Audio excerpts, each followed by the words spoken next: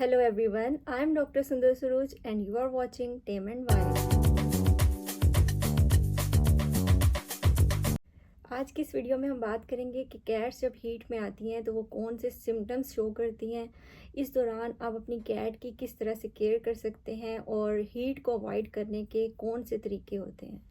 Cats के heat cycle को एस्ट्रेस भी कहते हैं और जब कैट्स की एज 4 to 12 मंथ्स हो जाती है तो ये हीट में आना स्टार्ट हो जाती हैं। इसके अलावा ये कैट्स के वेट पे, उनकी ब्रीड पे और टाइम ऑफ द ईयर पे भी डिपेंड करता है कि आपकी कैट कब हीट में आना स्टार्ट होगी। अगर हम डिटेल में बात करें तो कैट्स सीजनली पॉलीगेस्ट्रस एनिमल होता है, मतलब ये वो एनिमल्स हैं जो कि अपने ब्रीडिंग सीजन में मल्टीपल टाइम्स हीट में आती हैं। एक cat on an average 7 days heat में रहती है।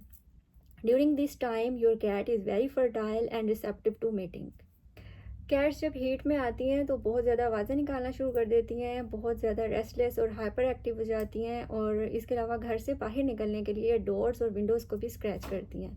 हीट में कैट्स अनयूजुअली ज़्यादा अफेक्शन शो कर रही होती हैं towards their owners, furniture and other object. इसके अलावा कैट्स जब हीट में होती हैं तो इनका खाना पीना कम हो जाता है और ये अपनी बॉडी को ज़मीन के ऊपर रोल करती हैं और घर के अंदर जगह जगह बार बार ये यूरिन का स्प्रे करती हैं, अपने जेनिटल एरिया को ज़्यादा लिक करती हैं और हीट के दौरान ये एक स्पेसिफिक जो मेटिंग पोस्चर है वो भी शो कर रही होती हैं बार बार।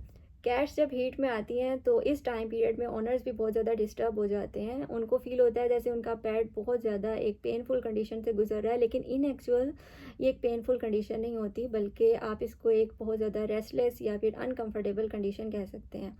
और इस कंडीशन में आप अपनी पेट की किस तरह से केयर कर सकते हैं, आप उनको कंफर्टेबल बेडिंग प्रोवाइड करें, ब्लैंकेट, कोई वार्म टॉवल या फिर हीट पैक्स आप उनको प्रोवाइड कर सकते हैं। इसके अलावा उनका जो लिटर बॉक्स है उसको क्लीन रखने की कोशिश करें, क्योंकि इस दौरान कैट्स बहुत ज़्यादा लिटर से बाहर यूरिन पास कर रही होती हैं।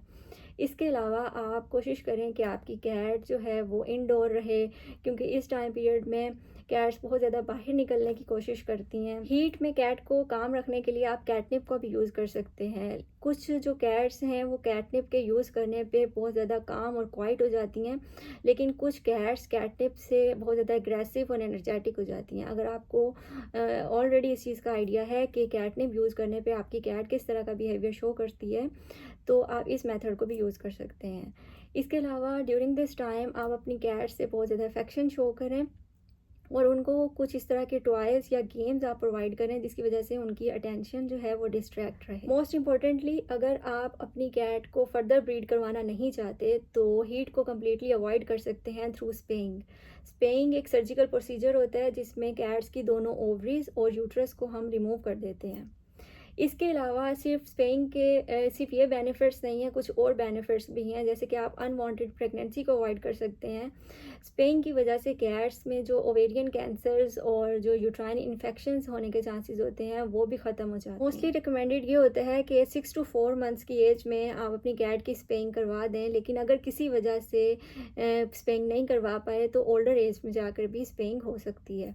इसके अलावा कुछ लोगों का ये सवाल होता है कि क्या हीट के दौरान हम अपनी कैट को स्प्रे करवा सकते हैं।